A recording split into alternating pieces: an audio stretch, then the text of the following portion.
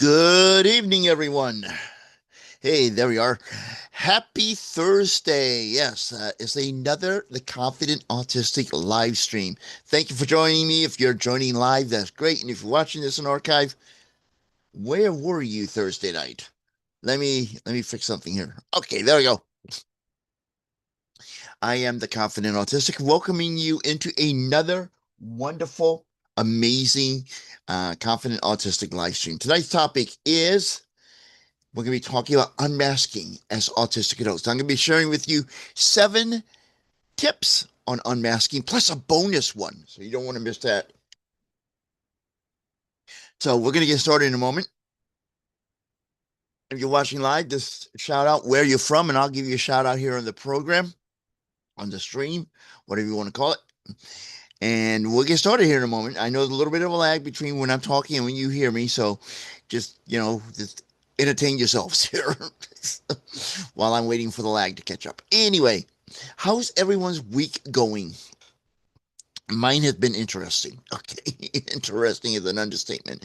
It's been very interesting. I'm going to talk about that a little bit later on tonight, but it's been a very interesting week. And I'll tell you, I'm tired. I don't know about you. I'm tired today. I mean, I did not sleep well last night, so I'm like, ooh, yawning. But yeah, it's been an interesting week. Around here, school starting Monday, so all the kids and parents are getting ready for school. Excuse me. So it's a busy time for people in our community. And excuse me, what the heck is that? I don't know. Don't know what that is. Oh, I know what that is. Okay, never mind. It's on my screen. Don't worry. I'm okay. Life's fine. Life is fine. Let me do this. Let's see. There we go. All the stuff behind the scenes you don't see. Anyway, we gotta get confused on the screens. So yeah, everyone's getting ready for school. School's coming back. Routines are changing. We talked about that the other week. We're gonna be making a transition for summertime to fall time. School's back. I mean, even if you don't have kids, it's a transition. I mean, traffic patterns are gonna be different. It's gonna be maybe more congested in the morning. You gotta watch out for those big, giant, yellow Twinkies on wheels called school buses, and pay attention to the laws for them because many of them have cameras. Okay, I have a niece-in-law that's a bus driver. They have cameras, so you blow through that stop arm. Just check your mailbox for a ticket, okay? Because it's not good, and we want to make sure the kids are safe. So, but yeah, that's a change. Activities in the evenings can be changing. Might not be as many outdoor activities because we gotta spend time with the kids at the homework, which I hated. I hated homework as a kid. Never cared for it. Never did. Anyway, let's get into tonight. So, what's going on in your world? Yeah, go and put that in the chat if you feel comfortable. I'd love to hear it.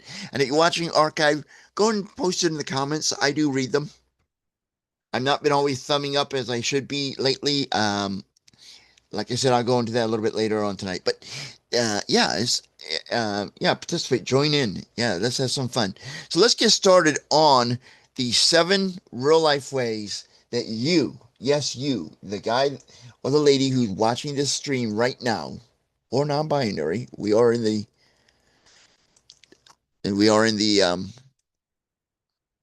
21st century here. I'm looking for something here. Hold on one second. Hold on. Excuse me one moment. There it is. Okay. Need to do that. Okay, there we go. So we're going to get into the 7 real life ways to start unmasking as an autistic adult. And remember, I have a bonus tip at the end of this. So, and we're going to get through this. Number 1, catch yourself in the act of masking. Have you ever noticed you're nodding, smiling, or saying, uh-huh, just to look normal? Yeah, that is masking. So step 1 is to simply spot it when it happens. Can you think of other ways that we mask besides what I just listed here, besides nodding, smiling, and saying, uh-huh? Yeah, uh, share them in the chat. One that leaps to mind is going to events that have a lot of noise, even though you're sensitive to noise, just so you'll fit in. and suffering through it and not telling anyone. That's another form of masking. Okay. Uh, for me, participating in small talk and faking my way through it, that's masking. I hate small talk. I really do. If you ever meet me in person, don't expect me to do small talk. Okay. I'm not good at that. Now, if I'm at an event, like I went out and did I've done speaking engagements in my life. I've done appearances, I've done book signings and that kind of stuff. I'm better when I'm on the clock, but when I'm not on the clock and I don't expect it coming, I stink at small talk. So faking your way through small talk for me is another way I have been masking.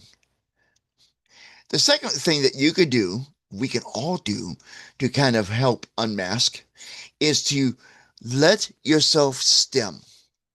Tap that foot. Twirl your hair. I don't have any hair to twirl. Well, not that much. Flap those hands. Whatever helps you regulate. You don't have to hide it, at least in safe spots. Now, I take my needle ball practically everywhere. In fact, my wife will tell you if I don't have it with me, I leave the house without it. I get miscaboobulated, which means I get like, I can't handle it. So I got to remember to take this with me everywhere. And I play with it no matter where I'm at. I don't care. I really, I don't, whether it's a safe place or not. I will fiddle with this ball. And I notice that whenever I'm somewhere, I usually tap my right foot constantly. Or if I'm at home in my recliner, I rock. But I mean, if I'm at a doctor's appointment or somewhere in public, I'm tapping that right foot. And that scares me a little bit. And I'll tell you why. I've been watching some videos. Okay, this is my dirty little secret. I've been watching some videos that dissect police interrogations. Okay, and I don't know, I'm weird. I like on patrol life, but so I took it to the next level. Anyway, one of the things they mention, they do profiling to kind of get a feel on the suspect. And some of the things they mention is if somebody nervously taps their foot, that could be a sign that they're hiding something or they're guilty, or if they don't make eye contact with the detective. And I'm sitting there thinking, those are, when you do that, if somebody autistic does that to somebody who's autistic, you're misreading them. And I've never been a fan of profiling. Okay. But now because I understand it bothered other people, racial issues, whatever. I don't want to get into that whole can of worms, but I had empathy for it. Now that I see, I know this sounds self-centered. I get it. And my apologies for that, that how profiling could affect people in the spectrum, including me. Now I've always been unhappy about it. Now I'm really like, this is not good. We should not be profiling people. I know I try not to. I do my very best. I think we all do it out of instinct to some maybe survival mode. But, the two things I mentioned, the tapping of the foot or not making eye contact, because I'll look in the direction of someone, which is another way of masking. But I really don't make the eye contact, and I know it. I do it because I've taught myself this is expected of me. Personally, I'd rather not make eye contact with that many people. Now, I like looking at my wife. She's really cute and pretty. But most people, not that they're not cute, pretty, but I'm married and I like to stay married. I like to keep all my stuff, so I don't really look at other people that much. But the point is, I don't like making eye contact. I'd rather just look away. But I know that gives people the impression I'm not paying attention, I'm not engaged, etc. And it puts people off. So I kind of just look in that direction, but I don't like eye contact. And it really it's worse for me when I feel someone forcing eye contact with me. That drives me up a wall. So let yourself stem. That's the second thing you can do. Tap that foot, twirl that hair, flap those hands. Whatever helps you regulate. You don't have to hide it, at least in safe spots. Right now, I'm tapping my foot. What other stems can you think of that that you either do or would like to do in public around other people that you don't do that you want to get to the point of feeling comfortable doing? Share those in the comments. The third way, and I'll be watching for the comments, and if any when they come up, I'll share them here. And if you're watching an archive, put them in the comment section. I'll read them. Trust me, I will. The third thing you could do to unmask is to talk your way. Maybe you're direct. Maybe you need pauses. Notice what I did there? I demonstrated. Okay. And maybe you use scripts. All of that is valid. Own it instead of forcing typical speech. Now, I know I can be direct. I know I can be blunt. In fact, when I first started working in radio, I told this story before, people would call in and ask me if I was British. And I thought, they're crazy. I don't have an accent. I don't drive on the left side of the road. I don't drive at all. But regardless of that, why do they think I'm British? And finally, I understood what they were referring to because I'm blunt. I'm direct and I'm blunt. And I become aware of it. And I know that off-putting to some people. And so I try really hard not to. I actually would tell people that some people think I'm blunt at times and I don't mean to be rude. But that, as I've been studying unmasking, that is a form of masking. Now, I don't know if I'll ever be able to totally get rid of taming down my bluntness and all because that's so ingrained now. I've been masking for so long with that.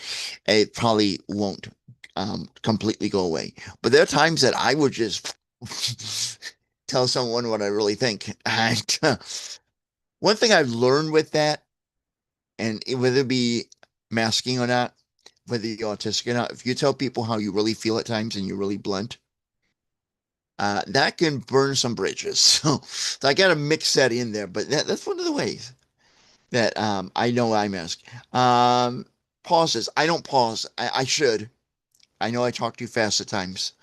I've been told that many times when I did radio and did air checks, which is when you listen back to what you did on the air, that I need to slow down. And I think I do it out of nervousness at times, and I'm afraid of someone else interrupting and me not being able to finish my thought. But that's something I know I need to work on, and one of my goals. And scripts. Oh gosh, I've gotten better at that. But I used to script out everything I was going to say on a phone call. Everything, whether it be to somebody I knew or didn't know, I used to script it all out when I was in high school and the early years of my college. And I say early years because I spent about 12 years in college, but that's a story for another day. Yeah, I would script and all. And the weird part was, and the hardest part was, okay, I'm going to say this to the person, and here are the possibilities of what they might say, and have a plan for each variation of how they may respond to it. And almost every single time I would say something to someone, they would say something I did not consider that being something they would say, and I got flustered. I still use scripts at times when I call places and businesses because I'm really a little bit uncomfortable with that. But I've gotten better at that because nobody else in this house likes to make phone calls. So I got delegated to that responsibility to make phone calls for everybody in my house. So, and to answer the phone when we had a landline. Now that we have our own cell phone, you answer your own phone. I'm not answering your cell phone. But basically, you know, uh, I'm in charge of that. And so I do use scripts at times, and sometimes I, I guess you can call it scripting. I want to say something, and I kind of in my mind think what is the best way of saying this. How do I share this information with someone? And that sometimes becomes an obstacle so much I won't share things that I need to be sharing with people, like feelings, experiences, etc. So, is there any particular way you naturally would talk if you were not masked? How you would communicate? And maybe this also goes to being nonverbal, using um, technology like chat. I love text messaging. I love that because it does reduce stress. And two, I hated calling people and they answer the phone. And then they get mad at me because I called them in the middle of dinner. How did I know you're in dinner? You know, so now I text someone when they have the time, they respond. It's less stressful for everyone. So, how would you talk if you could talk your way without a mask? Share that in the comments. Fourth thing, fourth of the seven, is wear what feels good. Forget those itchy shirts or fashion rules. Comfort and sensory safety comes first, even if it means fuzzy socks in July. I don't wear fuzzy socks any time of the year, but that's just an analogy. Now, for me, what feels most comfortable is not wearing a shirt at all. I don't like wearing shirts. And I do for the videos because I don't think you're ready to see the real full me. And I don't really want to get it, and bad rating on my videos. So I do wear shirts, and I wear shirts for them out in public. But there are times I'm at a doctor's office or wherever, right? And I'm like, I want to take the shirt off. I want to take the shirt off. I can't do that. I can't do that. I'm in a public place. A lot of places have signs, at least back when I was younger, no shoes, no shirt, no service. And you got to keep your shirt on in public. But like, I can't wait to get home and get this shirt off of me. In fact, I would love to take this shirt off right now. Now, before we get to the remaining three and the bonus ones, let me ask you something. What would you what would you wear that would make you feel good? Share that into the comments, and um, I'll read some of those on the video. And if you're watching an archive, just, leave it in the comment section. I'm sure to read that. Okay. Now, before we get to the other events, other items on our list, I'd like to share something with you, and something kind of important that I would like you to know about. I have a little gift for you. Yes, a little gift. Itsy bitsy little gift. And that gift is this. Well, I actually have a question. Are you ready to live confidently autistic but not sure how? A good starting point is Live Confidently Autistic, a guide to understanding yourself and building confidence. This is a 28-page PDF that will empower you to embrace your neurodivergence with pride, overcome self-doubt, and build lasting confidence. Navigate life authentically and unapologetically. Now, you're probably wondering, how do I get this wonderful book? Please tell me how I can do this. Well, let me get that for you right now. There's a That's gonna look weird. Let me do this. Okay, I gotta get a screen. Okay, there we go. This is how you can get that wonderful, amazing resource. All you have to do is grab your free copy by scanning the QR code on the screen or visiting theconfidentautistic.com/start. And I recommend that you do this right now. Don't put it off. Do it now. And I'll put a link to this in the live chat and pinned comment in the archive. So do it now, because your future confident autistic self is eagerly waiting to thank you. So I'm going to leave this QR code up on the screen for a moment or two, and we'll get back in the list and we'll move on. Now, the fifth thing we can do to unmask as autistic adults is to set teeny tiny boundaries. Teeny tiny. I just like saying that way. Reminds me of one of the characters Gilda Radner did on Saturday Night Live. Tiny. I don't know why, but it does. Anyway, so skip one social thing that drains you, or step outside when the noise gets too much. Small steps can lead to big unmasking wins. Now, when I was younger, this was a big thing for me. Um, I wanted to be involved in group activities and parties, and go to events that are noisy and all, just so I can be around people my own age and not feel so alone. And not going made me feel isolated and all. Um, so I pushed myself through it because I felt it was expected of me, and there was something wrong with me because I did not like noisy environments. And I did not realize at the time I was on the spectrum. But now that I understand that I'm autistic and that I'm on the spectrum, I'm okay with skipping social things that drain me. I'm okay with not going to family gatherings. Well, there's more than just autism. I'm not really big on family. Okay, I love and let me say, in case they're watching, I do love my father-in-law, my in-laws, and all. I love them. My own family, I love them at a distance. Okay. There's a comedian, a Christian comedian who talked about this, Mark Lowry. He's a gospel singer, comedian. Really funny man. I really connected with him. Somebody I knew back in the 90s, hooked me up with him. Gave me copies of his. They should not have, but they gave me copies of some of his stand-up material, and then I went and bought it. So I kind of felt bad about that. Anyway, he had ADHD. He has ADHD. And I connected with that because we knew at the time I did have ADHD. So I really connected with him. And he said, there are people who you love, but you don't like. You know, you will cry at the funeral, but you don't want to go on vacation with them. And he said, don't worry, I'm like everybody else. I have Thanksgiving and Christmas too. And it's true. I love my family, but I don't want to hang out with them. Okay. On my actual, not my in-laws, but my family. So you do want to set tiny boundaries. Now that I know I'm on the spectrum. B, I'm married, and C, I'm a little bit older. I don't care if I skip social things. I don't care. I mean, I used to like going to baseball games because it's fun to do with my wife, and I love baseball.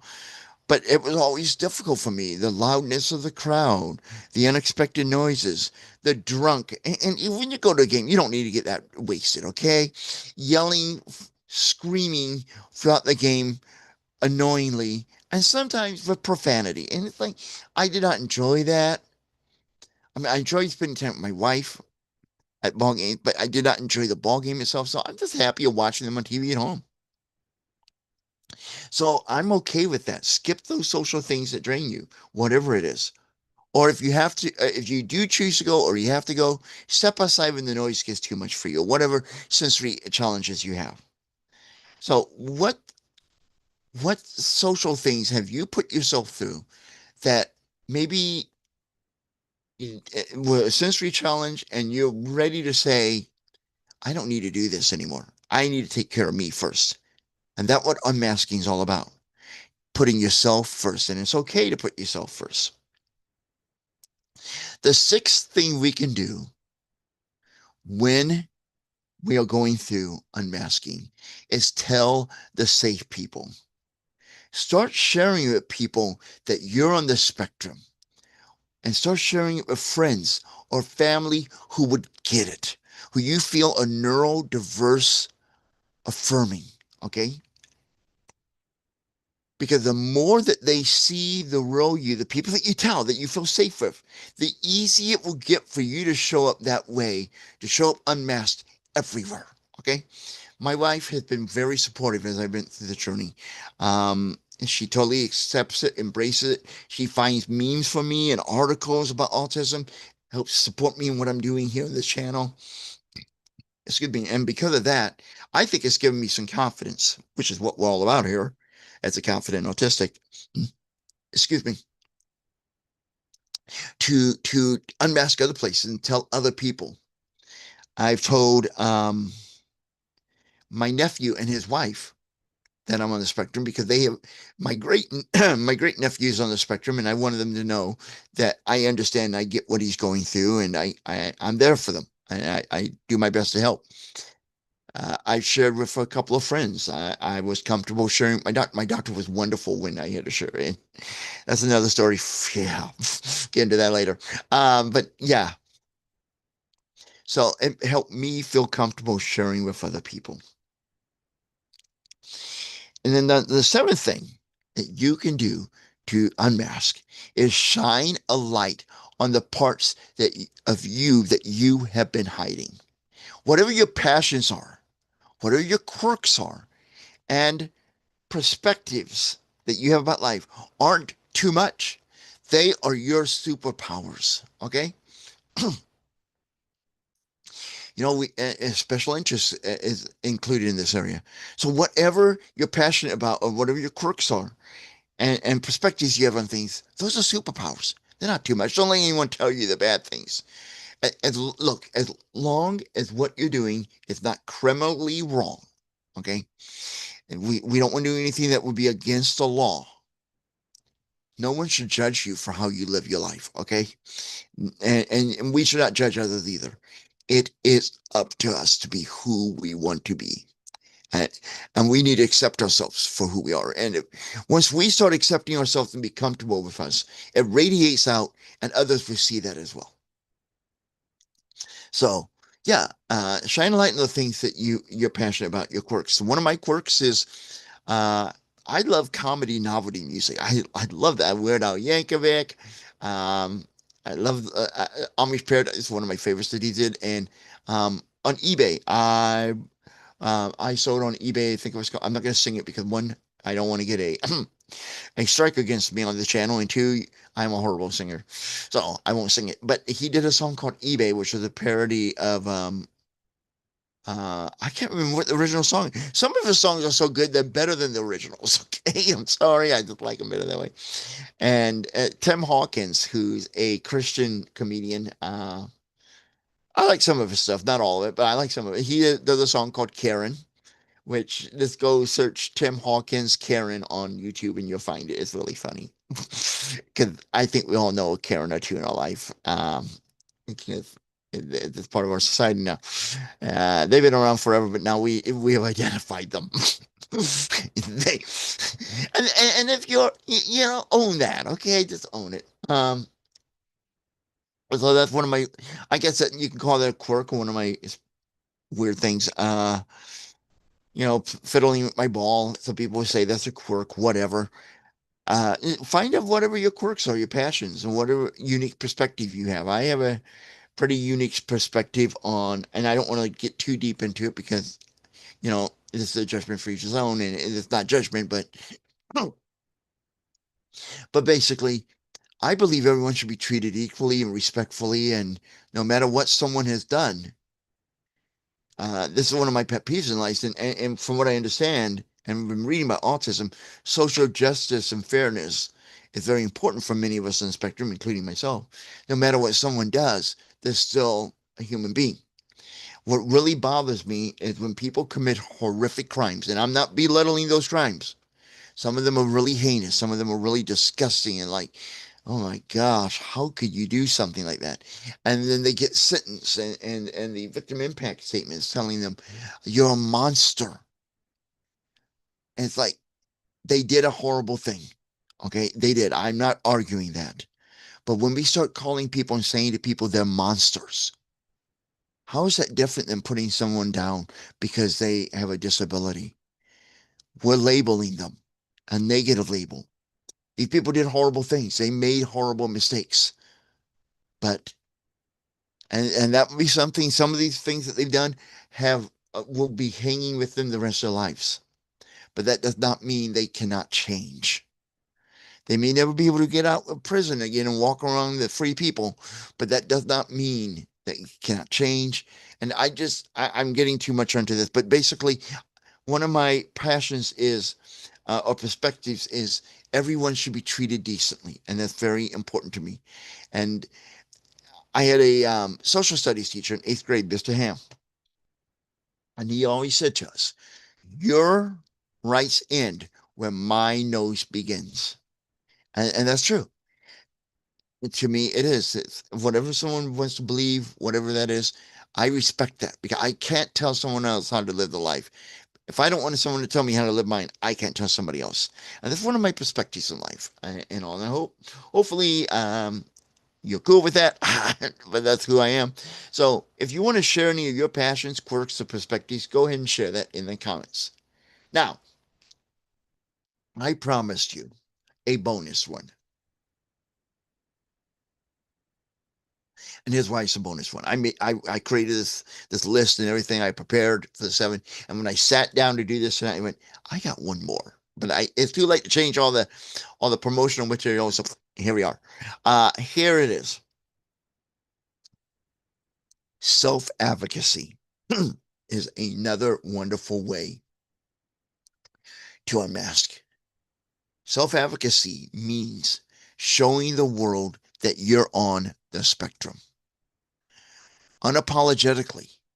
And whether that be by what you say, what you do, whatever, uh, that is what you need to be doing. You need to share it.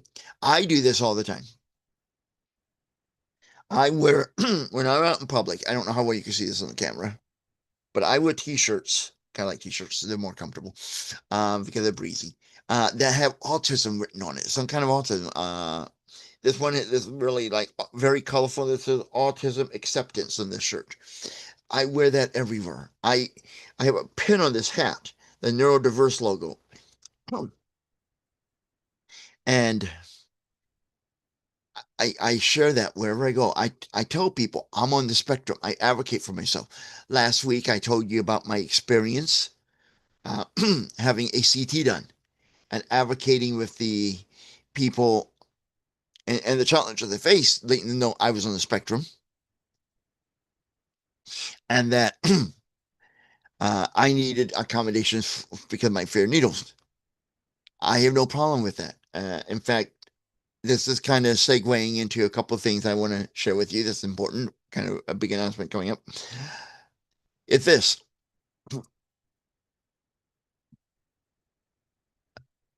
I had a procedure last night, a scan, a CT scan, and we're going to talk about that in a moment. But another thing that happened in the last couple of weeks, my, and I think I may have mentioned this briefly last week on the stream. My primary care provider and the place that she worked at have parted ways, and I'm not going to get into why. I don't know why, and it's not relevant. But they are parted ways, and this was very upsetting to me. But I wanted to find a neurodiverse affirming new primary care physician, uh, unless wherever she or he or she goes next, wherever my primary goes next, if I can go back to that primary, excuse me, I certainly will, because I really liked working with that primary care physician. So, I posted publicly on a couple of social media sites in my area that I'm looking for a neurodiverse affirming doctor, got recommendations. I had no problem.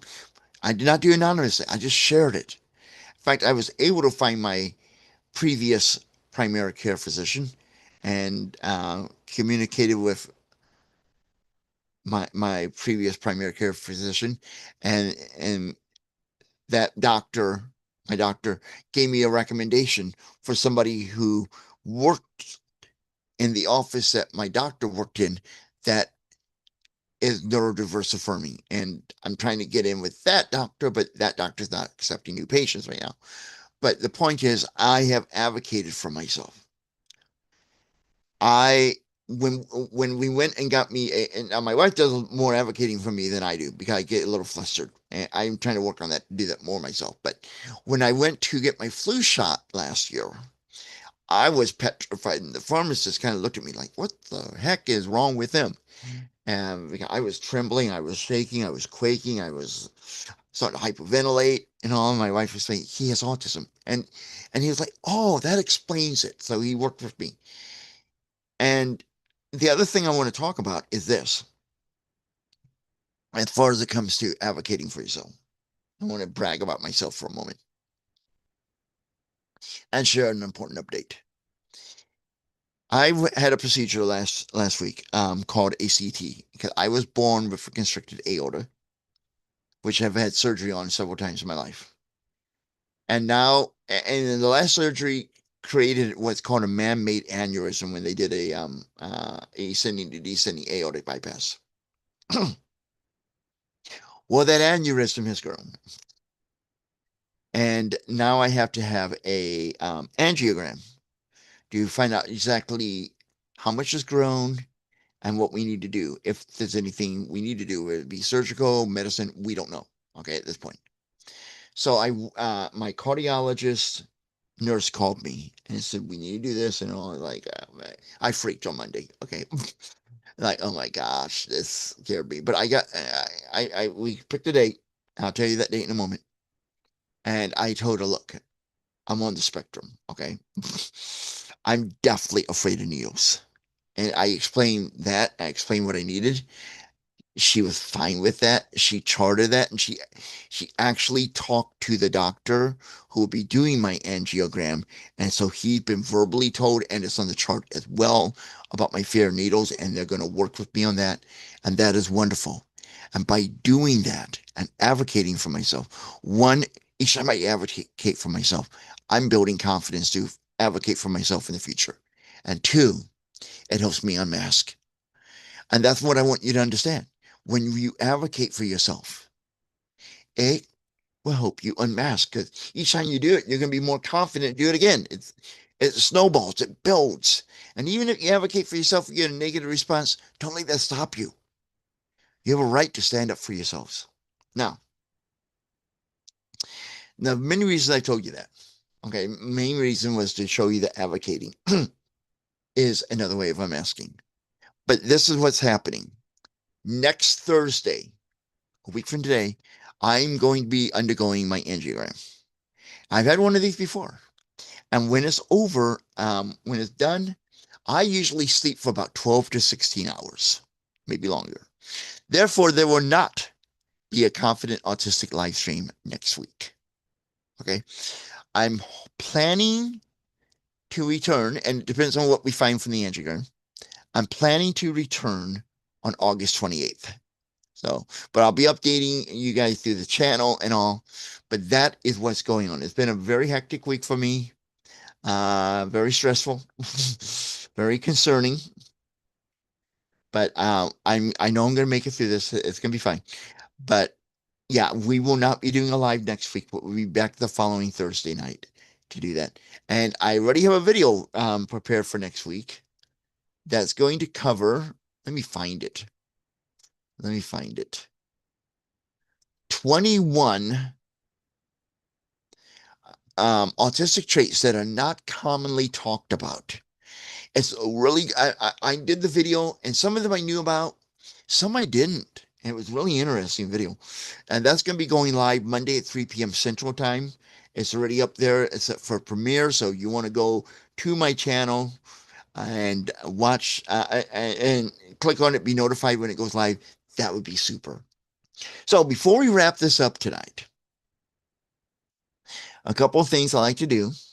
Give you a chance to share whatever is on your mind, whatever you like to talk about.